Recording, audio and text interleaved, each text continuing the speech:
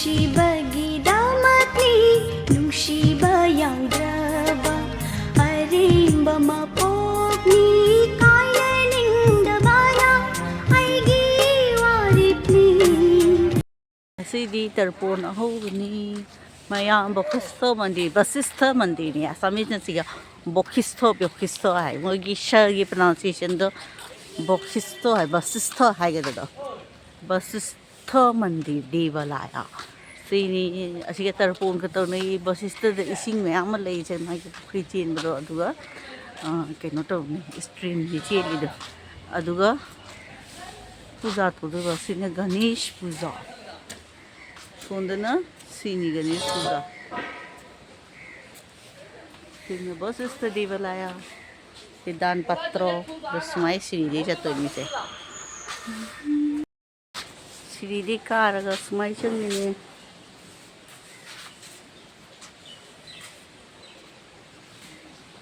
सुमाई चंगी सोले श्रीदे का खलनी सुमाई चंगनी सुमाई ले इको हो गई सीने मंदिर ने मी सफाई तो कम है ना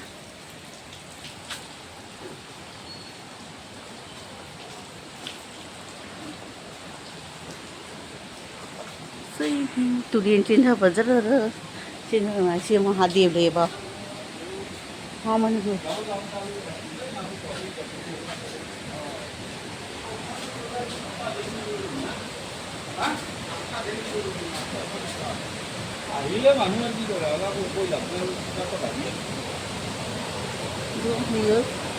बखिस्तोगी तौने इसिंग चेली से जो से फजदर जो मया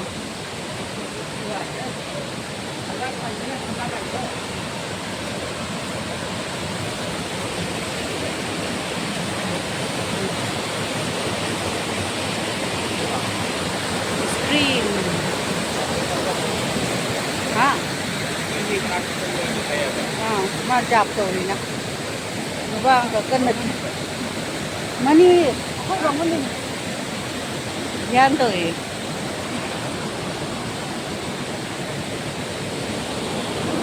ये मुझसे मैं इसी चीज़ ये फजर जो मैं मम्मी जातो ना रे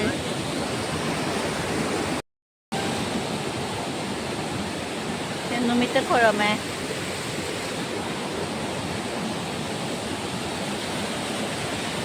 ये तो इसे लगने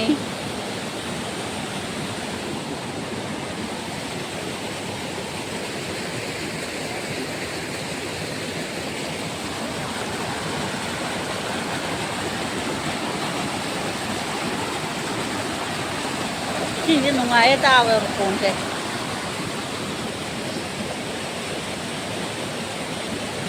시내리 저 확 퍼져버네 गंगा तेना साबुन लेगा धोआ आलू कपूर धोआ नीचे गंगा में साबुन से कपड़ा धोना और नहाना मना है साबुन दे साबुन साबुन नहीं रहेगा नोरेगा के नो लुजब जाते बस या ऐसे इन्हें ले इसे गंगा है बस या माने पवित्र जगह नी ना ऐसे जगह ठीक है अकोई तर्पोन में से ही अहोब नुमित का अलोई बनुमित का तकत पलाई है बा और है कि नहीं सिंह दतो भी दो मी ने लुजनरी ये जो है वो मी जो तो ना लोई ना करे कुछ लोड़े है तारे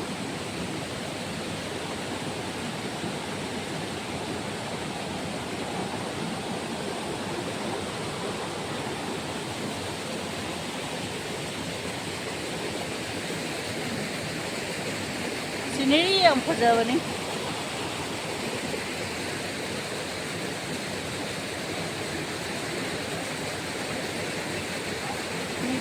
ना ये जो तो वहाँ है ना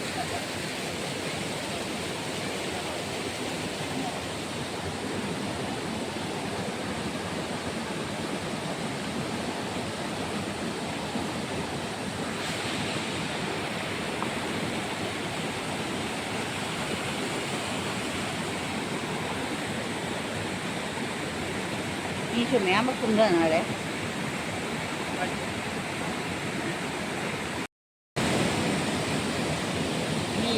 ꯃꯔꯥꯇꯣꯟꯗ ꯃꯈꯨꯠꯅ ꯃꯦꯟꯁꯤꯜꯂꯒ ꯀꯩꯅꯣ ꯇꯧꯔꯤꯕ ꯁꯤꯅꯤ ꯒꯨꯋꯥꯍꯥꯇꯤꯗ ꯂꯩꯕꯒꯤ ꯁꯨꯕꯤꯙꯥ ꯍꯥꯏꯗꯣ ꯁꯤꯒ ꯁꯨꯃꯥꯏꯅ ꯇꯧꯕ ꯐꯪꯉꯤ ꯎꯕ ꯐꯪꯉꯤ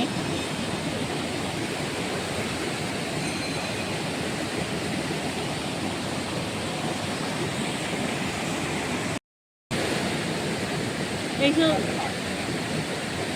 ꯐꯤ ꯍꯣꯡꯗꯣꯛꯈꯤꯕ ꯄꯨꯖꯥ ꯇꯧꯔꯝꯒꯅꯤ ꯑꯩꯁꯨ ꯂꯥꯛꯑꯦ ꯁꯤꯗ ꯑꯩꯁꯨ ꯐꯅꯦꯛ ꯑꯁꯤꯅ ꯂꯥꯛꯅꯤꯡꯉꯤ ꯁꯤꯗ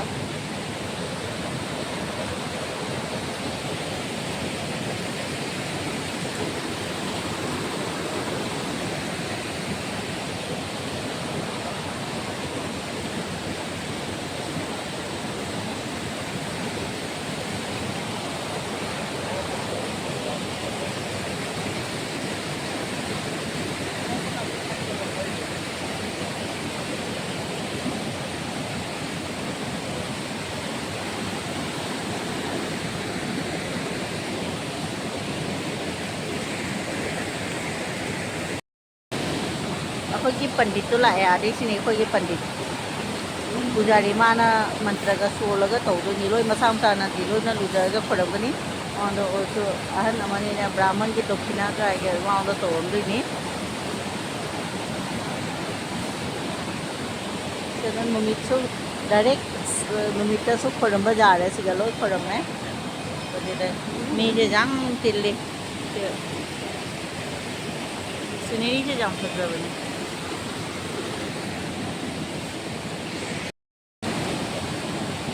ꯃꯁꯦ ꯀꯨꯁ ꯍꯥꯏꯗꯨꯅꯤ ꯀꯨꯁ ꯍꯥꯏꯗꯣ ꯑꯩꯈꯣꯏ ꯂꯨꯍꯣꯡꯕꯗꯒꯁꯨ ꯄꯨꯟꯕꯅꯦꯕ ꯁꯤꯒꯤ ꯆꯔꯨ ꯃꯥꯟꯕꯁꯦ ꯀꯨꯁ ꯍꯥꯏꯁꯦ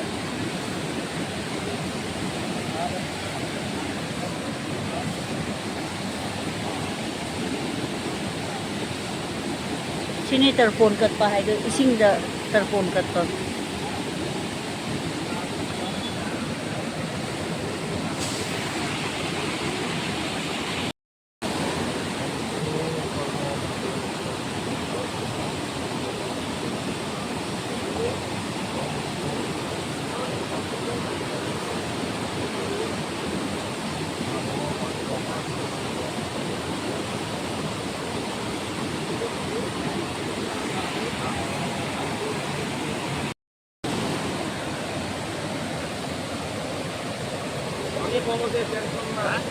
पानी बहुत कमी से खाली पूरी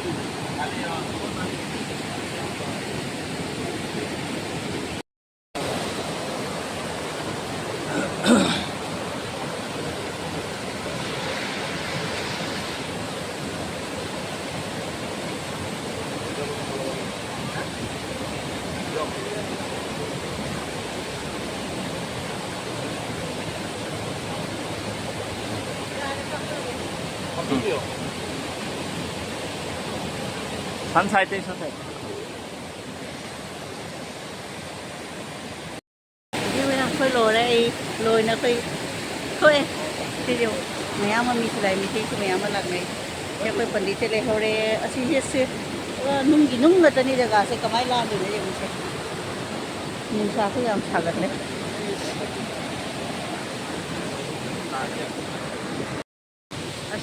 ꯃꯐꯝꯁꯦ ꯁꯤꯅꯔꯤ ꯌꯥꯝ ꯐꯖꯕꯅꯤ ꯃꯌꯥꯝ ꯑꯃ ꯃꯤꯁꯨ ꯑꯇꯩꯁꯨ ꯂꯥꯛꯏ ꯃꯤꯇꯩꯌꯣ ꯕꯤꯍꯥꯔꯤꯌꯣ ꯅꯦꯄꯥꯂꯤꯌꯣ ꯗꯦꯁꯋꯥꯂꯤ ꯃꯥꯅꯦ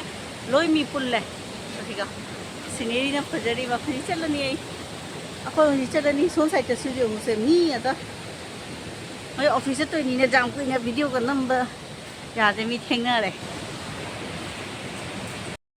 ꯃꯟꯗꯤꯔꯗꯕꯨ ꯈ꯭ꯔꯤꯁꯇꯣ ꯃꯟꯗꯤꯔꯁꯦ ꯂꯩꯍꯧꯔꯦ ꯃꯟꯗꯤꯔ ꯂꯩꯍꯧꯔꯦ ꯑꯁꯤ ꯃꯣꯏꯒꯤ ꯃꯅꯥꯛꯇꯅꯤ ꯁꯤꯁꯦ ꯅꯟꯗꯤ ꯈꯔꯝꯁꯤꯅ ꯃꯅꯨꯡꯗ ꯃꯍꯥꯗꯦꯕ ꯂꯩ ꯆꯩꯔꯥꯎꯕ ꯂꯩ ꯃꯍꯥꯗꯦꯕ ꯁꯤ ꯁꯪꯒꯣꯏꯅꯤꯁꯦ ꯃꯤ ꯂꯨꯍꯣꯡꯕꯁꯨ ꯇꯧꯅꯩ ꯁꯤꯒ ꯖꯍꯥ ꯄ꯭ꯔꯔꯕ ꯇꯧꯔꯤ ꯍꯥ ꯐꯝꯗ꯭ꯔꯤ ꯁꯤ ꯃꯅꯨꯡꯗꯗꯤ ꯑꯩꯈꯣꯏ ꯁꯨꯝ ꯊꯥꯞꯅ ꯁꯨꯝ ꯈꯣꯏꯔꯝꯃꯅꯤ ꯀꯔꯤꯒꯤ ꯐꯝꯗꯤ ꯂꯩꯔꯝꯗꯣꯏꯅꯤ ꯁꯤꯅꯤ ꯕꯣꯈꯤꯁꯇꯣ ꯃꯟꯗꯤꯔ ꯍꯥꯏꯗꯣ ꯑꯗꯨ ꯑꯣꯜ कामाख्यागी अमुबसे मेलाद लोपना बन लाई ख्रोम जादसु सी बोसिस्तो सिगा लादीने बोसिस्तो के सी महादेव सिदी सिंगी सिगा मी मैम कोई लाप जाएगा है लाई ख्रोम लाप जाए और गुवाहाटी मंदिर गणेश मंदिर बने पुनमक मंदिर थिंगसु महादेव की सिगदी खोरम जाए ओ हनुमान से लेपीदु जय श्री हनुमान श्री महादेव नी इसिंग क्या फजना इसिंग मथक अयुक ngataई सिट छेंग तौरमी हूँ पूजा तौरे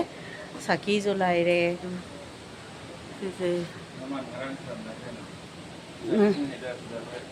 हाँ हाँ ये महारमा खुचुरा लेते ना लेब खुचा अटे लेते दोस्त का से खाली थाली से खाली डाले रे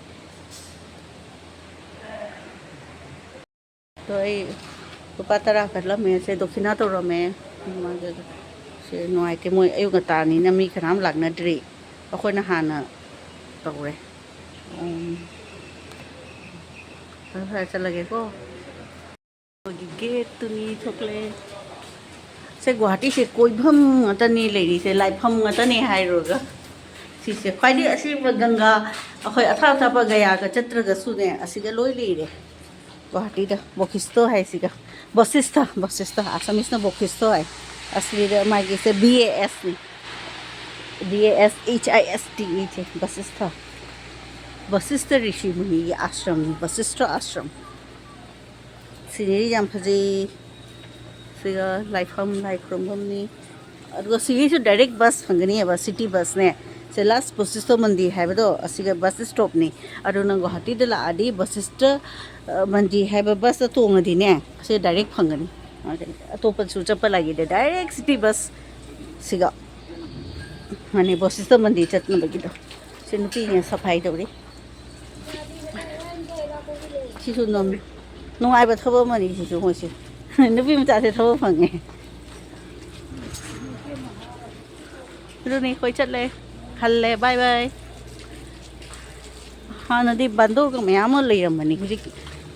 साब से थोलक्तर माने बंदूर का हरी जोंग मैम ले से उदे लंबी दे थोले हरी जाम गली ने नुसा हुई तो मदी सारे लई जोन बो कई दुकान लो बंद नहीं असम द लैंड ऑफ लाहे लाहे है तम तम ना मैं दुकान जा हांग थी अदुनी ngata pung manga da chake du ki haisu pandit jing da tum hogote kharatani a mandi jing do wai si pa wai ti ba to le to mi sing je do hanare ba sini boxista mandir khajabani sondana nung sa sai a moi nang kai no to harma ne to khare ke no vishwakarma puja to sigadi chau na to riya ba khoi ke no da 17 September se chehi hudingi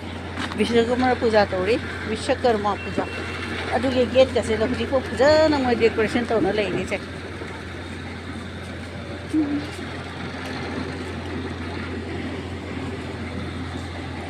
तो कना की लंबी रही bye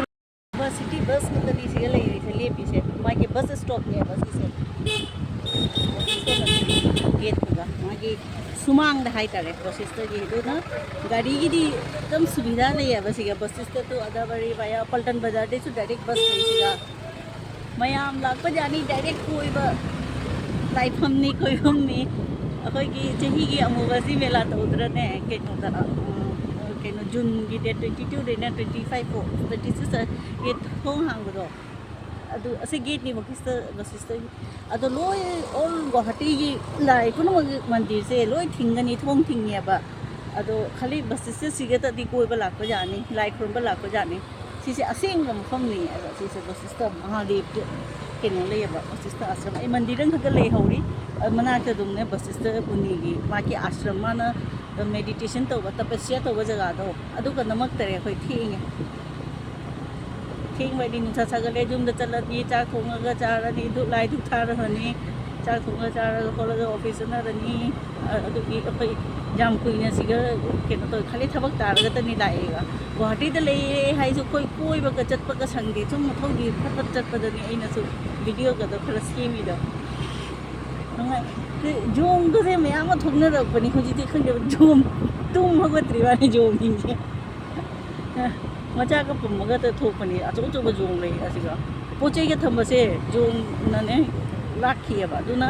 ꯃꯌꯥꯝ ꯈꯔꯅꯦ ꯀꯩ ꯍꯥꯏꯇꯥꯔꯦ ꯆꯦꯛꯁꯤꯟꯕ ꯗꯔꯀꯥꯔꯅꯤ ꯍꯥꯏꯗ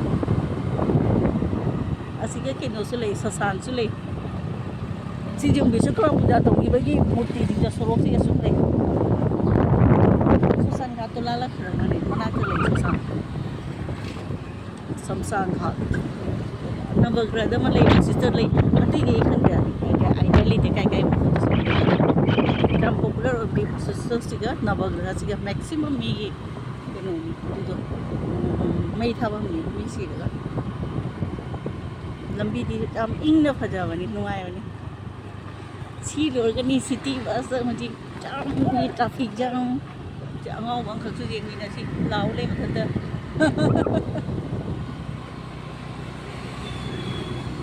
ꯑꯁꯤꯅ ꯑꯥꯔꯃꯤꯒꯤ ꯀꯦꯝꯞ ꯍꯧꯔꯦꯀꯣ ꯑꯁꯤ ꯃꯣꯏꯒꯤ ꯔꯥꯝ ꯃꯟꯗꯤꯔꯅꯤ ꯁꯤꯁꯦ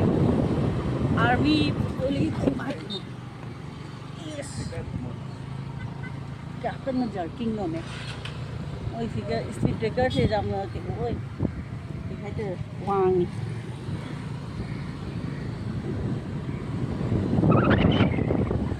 ꯁꯤꯒꯤ ꯀꯩ ꯍꯥꯏ ꯂꯇꯥꯀꯇꯥ ꯕꯖꯥꯔꯁꯨ ꯅꯛꯑꯦ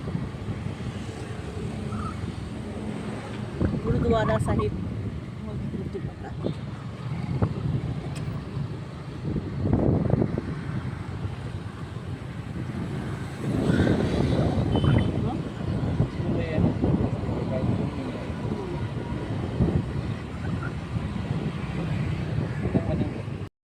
लंबीदꯗꯤ ꯌꯧꯁꯦ ꯉꯔꯥꯡ ꯕꯤꯁꯀꯔꯃ ꯄꯨꯖꯥ ꯇꯧꯈꯤꯕꯒꯤꯅꯦ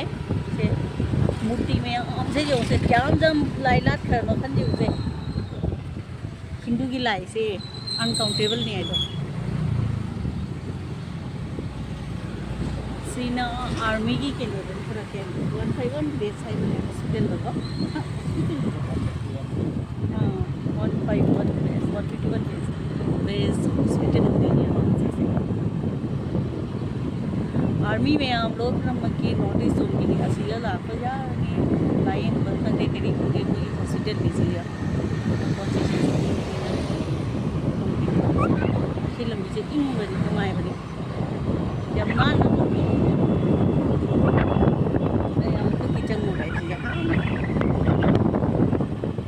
151 west hospital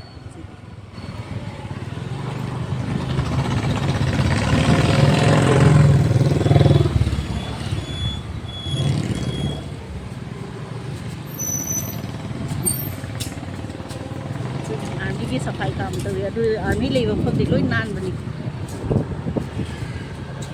सिगोमसिने Moina maintain तौबगी central forces लेबगी मोइ केनो तौरिनेबा नाले